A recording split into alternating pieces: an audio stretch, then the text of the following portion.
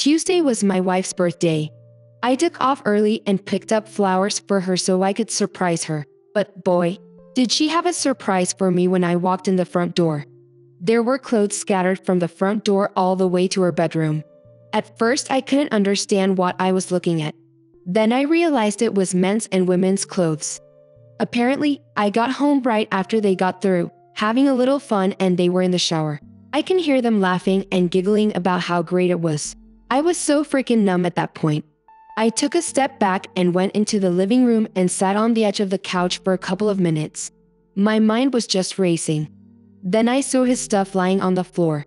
I picked up all of his clothes, took him out to the driveway to dump charcoal starter fluid on them and set fire to his stuff. The only thing I did not burn were his keys and his phone. When I walked back in the house, my wife was standing there in a towel, just staring at me with a stupid look on her face. I told her, "Happy birthday." She just started crying. He comes walking out with a friggin' towel wrapped around him. I told him to get the hell out of my house before I beat him up, because at this point I'm just about to lose it, and he starts looking for his clothes. I told him that they were in the driveway. He goes to the door and sees his clothes burning and screams, "What did you do?" I handed him his keys and his phone and told her to get out of my house and give me my towel back. My wife starts yelling at me, telling me that I can't do that to him. I can't humiliate him like that. I look at her and tell her, "You didn't have a problem humiliating me." My wife looks at him and tells him that she will get him a pair of sweats. I told her if he touches any of my stuff, I will beat him up. And she said, "You can't do that. You can't send him out there like that." I said, "Stop trying to protect him. What about protecting me?" She just gets this blank look on her face like she didn't understand. The guy starts walking towards me saying he wants a pair of pants, at least. I told him no, get out. That's when he tried to grab my arm. So he got to take home a black guy along with no pants. What a freaking disaster. Just because I wanted to surprise my wife on her birthday. I'm so numb right now. I don't know what to do. I guess this is an update a little bit more about us. I'm 36. She's 38. We have a 16-year-old daughter. I kicked my wife out on her birthday. She's living with her mom, who is also a cheater. I have not spoken to her since Tuesday. She's been blowing up mine and our daughter's phones. I had to explain to my daughter what her mother did, not in details, but just that she cheated. She is so heartbroken and angry. I retained a lawyer this morning. I finally texted my wife and told her I retained a lawyer and I will meet her later on today so she can try to explain herself. This is probably a bad idea, but I need answers. Is there a standard list of questions that I should ask? Because right now I can't think clearly. Whenever I found them, they were in the shower. It was all steamed up, so they didn't know I was standing at the doorway and I could hear them laughing and giggling. I texted her and told her I did not want to meet up today. I just can't stand to look at her yet. She's sort of blowing up my phone with phone calls and texts, swearing that she can change, saying that she's already gotten rid of him, whoever he was. I did tell her not to delete a damn thing from her phone. I want to see all of her texting with this guy. Okay. First, be prepared for the lying, gaslighting, blame, shifting rug, sweeping projection, crying, putting the burden on you to fix the relationship, etc. Look at the 180 approach, which is meant to address ways to cope. As for what to do first, and I know this is harsh, but if you have kids, get your DNA tested. Also, get STD tested for you. Second, talk to a divorce attorney. You don't need to file a divorce, but you should know your options. She cheated, and divorce is a possible outcome of this. Find out if divorce is a better option. Third, think about what you want now and in the future. Your marriage vows are broken, so you are no longer honor-bound to keep your vows.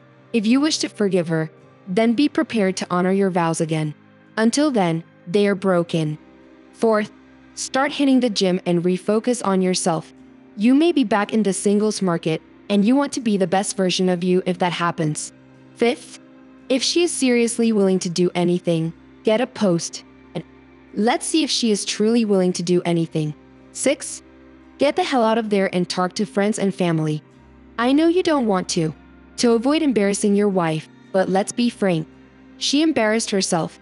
Don't take this one moment of honesty to paint her with the color of being an honest person. Seventh, Make sure you record all your conversations. She will claim physical and mental abuse. Well, I enjoyed reading what you did with AP stuff. It doesn't help your case. 8th, read Leave a Cheater. Get a life if you can afford it. Also, look to individual counseling if you want to save the relationship. Worry about marriage counseling after individual counseling. 9. Don't play the pick-me dance. Also, be careful with hysterical bonding. 10th. You will want to know the truth. Make her write everything down, the entire affair, but no, you will never get the truth to every question. Her answer will be, I don't know, and other lies. 11. Put a hold on some of your bank accounts and credit cards. Cheaters sometimes pull out money getting ready for exit plans. Best of luck to you, all right. Next up, has been cheating for 5 years with the same woman while getting married and having a plan to child with me.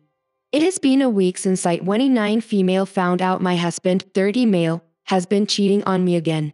I'll give it a little background. My husband and I were together for 4 years before he proposed. There was another 4 years before we got married. Then another 4 years before we had our baby. We had been together almost 13 years. We found out my husband had depression in the beginning of our relationship. He would always have to be stoned. This was his way of coping with it. We were teenagers still, and I didn't see it as an issue then. We were living together after being together for a year. There were some red flags like him lying about random stuff, taking rent money for weed, and just being distant. He lost his job eventually, and he shut down my dad. His grandma and I were the ones coming up with rent money. He never tried to get a job. And that's when he stole the rent money. All in all, we lost our apartment and had to move in with my dad in another town. So 3 years into a relationship, we were trying to get back on our feet while living with dad. I stopped smoking because I wanted a better job to support us. This is when we grew apart. At the time, I didn't know that I felt like our trust was broken. I just wanted to make him happy and take care of things. I learned later that he felt like I abandoned him. Then he wanted me to smoke with him still, but I didn't want to anymore because I didn't like it. He went to community college and worked part-time. That's where he met the other woman. I worked and paid for almost everything. He proposed in 2012, before he met her. But we had a long engagement and we never worked on our issues. After 7 years together, we set the date in 2015 to be married in 2016.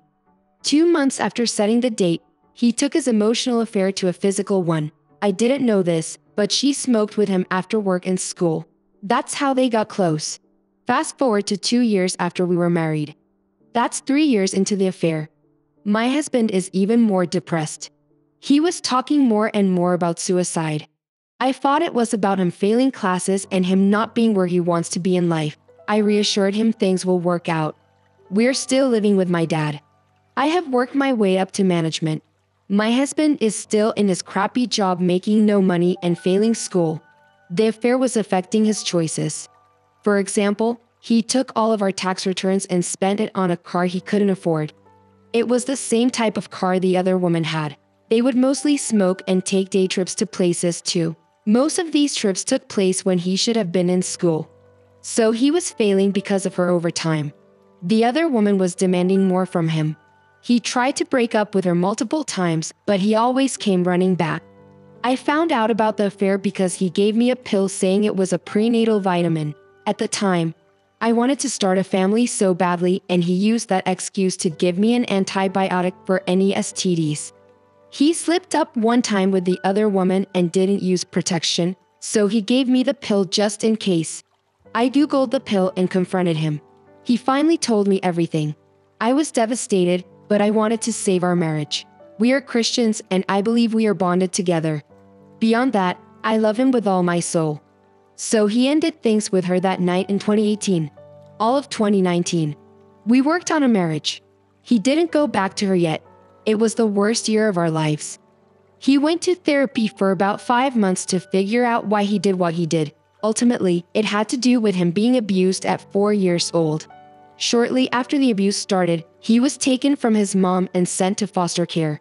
He says that the abuse changed his mind to think more about sexual things and the separation broke him.